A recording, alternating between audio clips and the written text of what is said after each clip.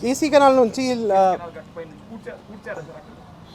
అక్కడి నుంచి బుషెస్లో పెట్టి తర్వాత పత్తిగడ్డి వనమలాపూడు దగ్గర తీసుకువెళ్ళి అక్కడ నుంచి పుట్టిలో తీసుకొని కృష్ణా లెవెల్లో రాయ కట్టేసి పాడారు.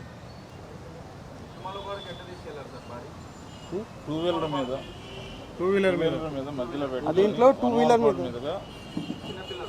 చిన్నపిల్లలు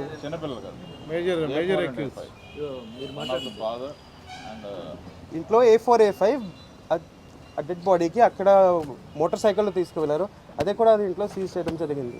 సార్ ఏమన్నా తీసుకుపోయిన ఏమన్నా ఆనవాళ్ళు ఏమైనా దొరికాయా సార్?